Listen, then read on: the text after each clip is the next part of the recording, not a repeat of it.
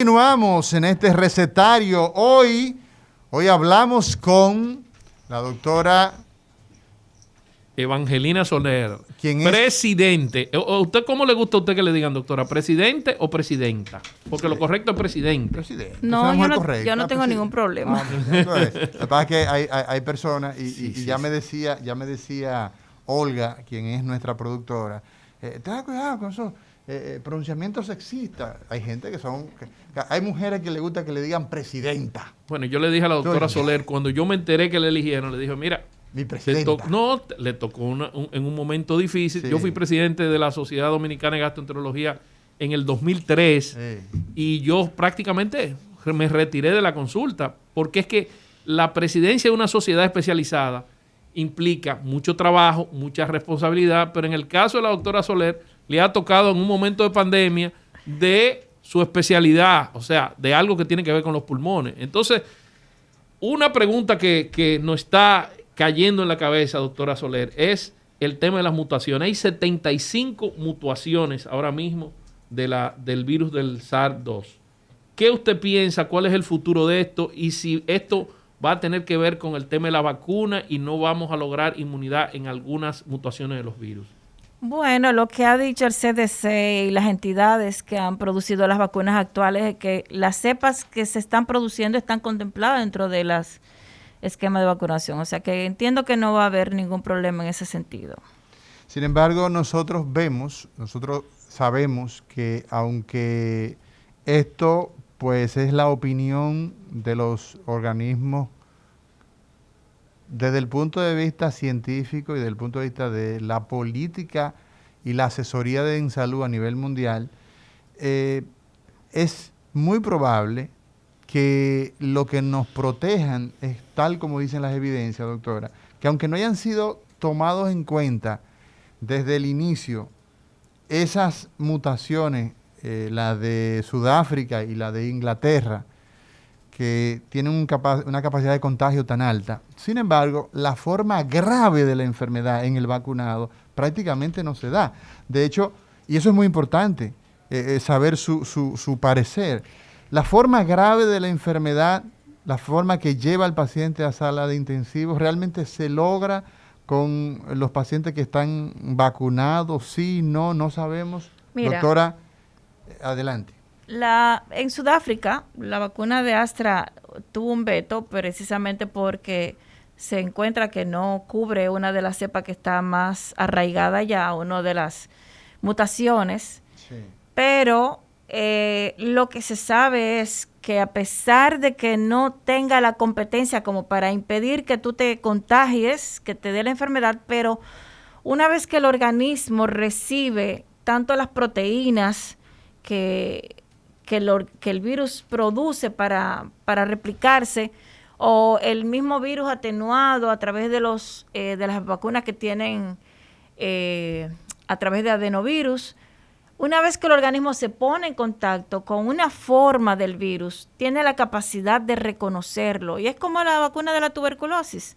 La vacuna de la tuberculosis no impide que te dé tuberculosis, sin embargo, se coloca a los niños tempranito de edad precisamente para evitar las formas graves y mortales de la tuberculosis, como es la tuberculosis pericárdica, la tuberculosis meningea y la tuberculosis miliar. Por eso se coloca la vacuna de la tuberculosis, pese a que no tiene esa capacidad de inmunogenicidad como para impedir que a la gente le dé tuberculosis. A la gente le da tuberculosis, a los niños le da tuberculosis, pero en esos extremos de la vida impide que fallezca o que haga una enfermedad grave de la misma. Y de forma muy puntual, agregando a lo que la autoridad que nos acompaña en el día de hoy, en este recetario, la doctora Soler, dice el ministro de Salud de Inglaterra, señala que lo que ha quedado evidenciado es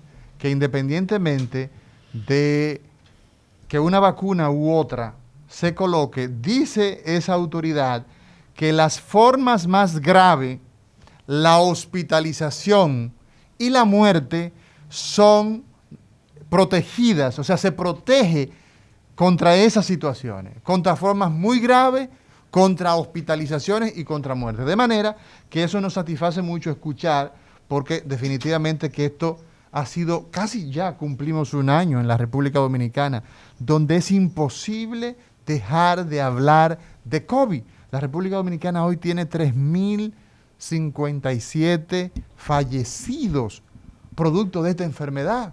Nosotros tenemos 200.000 casos positivos con el subregistro que tenemos acá. Yo pienso que hay más. Aquí hay una gran cantidad, dice la OPS en el año 2015, que el subregistro, o sea, el dejar de reportar casos, eso es lo que significa subregistro para la gente que nos sigue, es de un 50% prácticamente. Aquí se reporta la mitad de casos.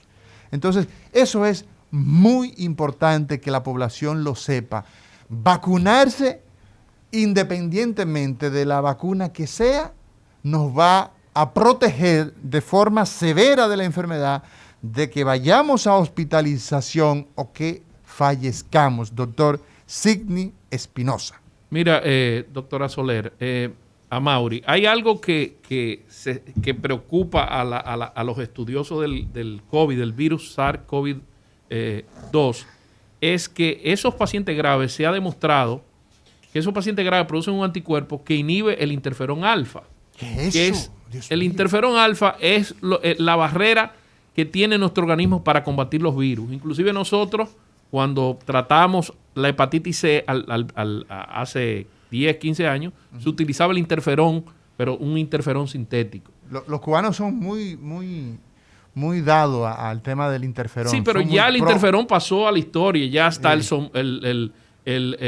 Somobuvir, todos los vir que te tomas 3 pastillitas durante 3 meses y te curaste. Con el interferón nosotros teníamos que inyectar, combinarlo con ribavirina. Después tienen el problema de económico. No llegan todos esos vir que tú dices. Lo que pasa es que Cuba llegó a hacer su propio interferón. O sea que... La pregunta mía es, doctora Soler, es ¿cuál es el futuro para los tratamientos en el COVID-19? Porque todos los días salen estudios nuevos, inclusive ahí vi que la ivermectina que se había dicho que no tenía efecto en el COVID, ahora hay un estudio nuevo que dice que disminuye la mortalidad, que disminuye los días de internamiento. La pregunta mía es ¿cómo usted ve el futuro? Si hay estudios, qué es lo que se plantea y sobre todo en estos pacientes graves en la terapéutica contra el COVID. Mira, lo que se ha visto desde el inicio de la pandemia es que los pacientes han comenzado a disminuir menos, o sea, la hospitalización ha sido más corta, mucho más corta.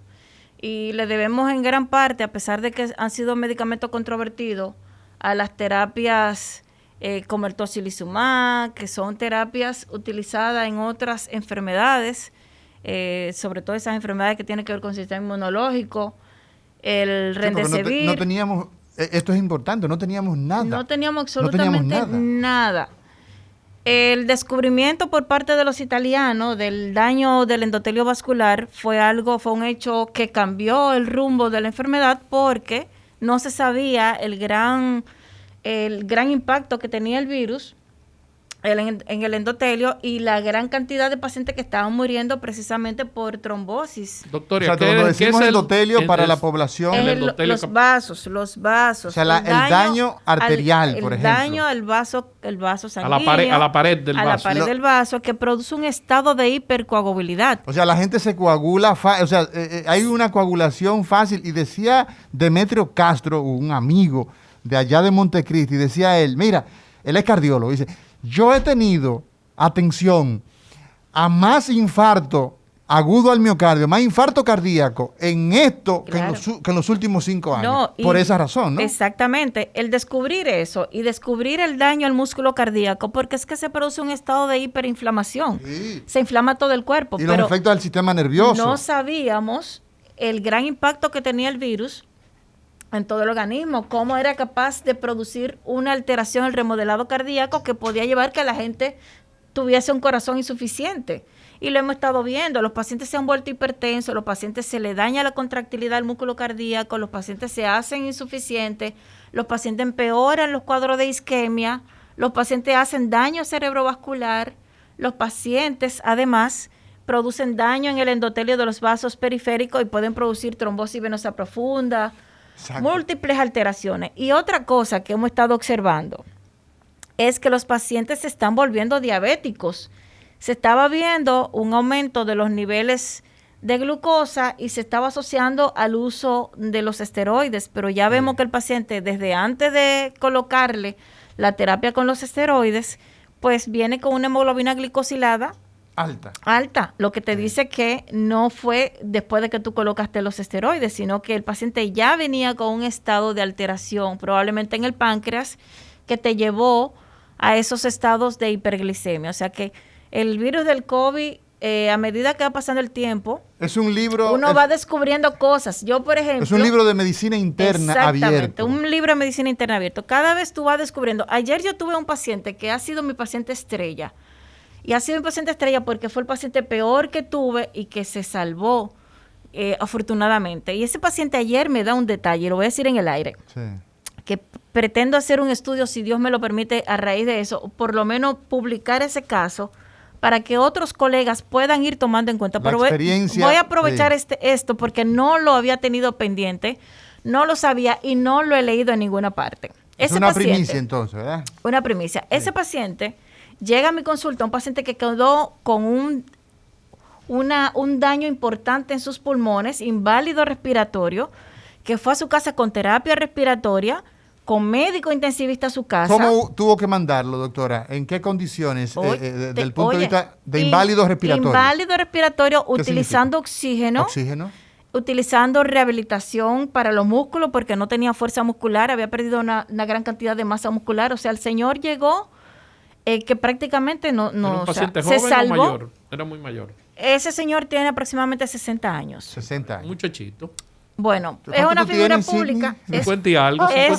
Es una figura pública. Todavía no llego a los 60, todavía no llego. Pues te puedo decir de ese señor que para sorpresa nuestra, ese remodelado inflamatorio que se produjo, que mi teoría en principio, cuando me decían los colegas, y tuve médicos que se inflamaron y se infectaron y se inflamaron mucho, le decía, no te mortifiques porque no puede ser que ese remodelado inflamatorio quede para siempre, porque no es como el que fuma, que se queda una fibrosis o una fibrosis por un aumento del colágeno. Sí. Eso tiene que revertirse. Pues afortunadamente lo que hemos visto es que revierte con tratamiento, con esteroides inhalados. Y salió un artículo recientemente de la budesonida inhalada. Bueno, pues para decirle, el señor ayer llega, esta es su tercera visita post-COVID, y estamos sumamente contentos porque primero en la segunda visita el remodelado desapareció, o sea, todo lo que era inflamación del pulmón desapareció, aumentó la masa muscular, mejoró su dinámica, o sea, un hombre que hace su vida normal.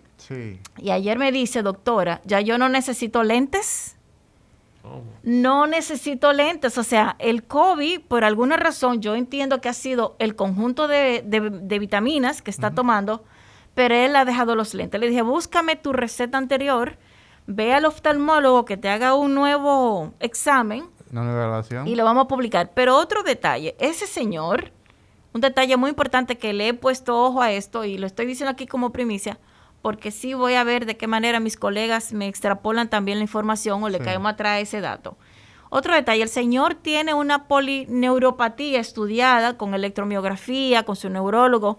Exacto. Y él dice que desde el primer día de los síntomas desapareció todo dolor. Él no se podía sentar. Es una polineuropatía, doctora, para que... Una polineuropatía, el paciente tenía daño en su mensajería de dolor, en sus nervios, le dolían las articulaciones, le dolían todos los músculos, todo el cuerpo. Él estaba en terapia para poder desarrollar su vida cotidiana. Él necesitaba terapia. Pues él me relata ayer cuando llega con la historia de que no necesita los lentes, que el dolor inmediatamente comenzó el primer síntoma, desaparecieron. O sea, yo lo asumí porque le había puesto una molécula que también recientemente salieron estudios, pero la estamos utilizando desde junio, la colchicina. Yo asumí que era la colchicina porque es una molécula antiinflamatoria que se utiliza para los pacientes que tienen afección neurológica. Los cirróticos nosotros lo utilizamos mucho. Y los pacientes con artritis y demás. Pero no, fue inmediatamente comenzaron los síntomas del COVID. el paciente comenzó a experimentar una mejoría impresionante y hasta tal punto que él ha abandonado toda terapia e igual le dije, tienes que hacerte ahora una electromiografía nueva para comparar con la anterior y vamos a caerle atrás. O sea, tenemos varias ¿Cuál es su cosas. esquema? Eso es muy importante, el tener desde el punto de vista de observación, estudios observacionales, la experiencia que vamos teniendo en el día a día, puesto que no existe un experto, una persona que puede decir, mira, yo estudié, vi tantos COVID en mi formación. No, lo que estamos viendo de COVID lo estamos viendo por vez primera. Apenas vamos a cumplir un año en la República Dominicana, el mundo tiene ya un año. Ahora bien, doctora, que ese caso, no todos los pacientes que usted ha visto, de hecho el 50% de los pacientes graves que usted ha manejado, que sabemos que son muchos pacientes que los neumólogos y usted en particular, que quizá por un asunto de modestia usted no lo señala, pues reaccionan de esa manera. Las personas que terminan de forma grave, pues lamentablemente van a terminar con insuficiencia cardíaca y ese corazón entonces probablemente ya no va a volver a tener un miocardio regenerado.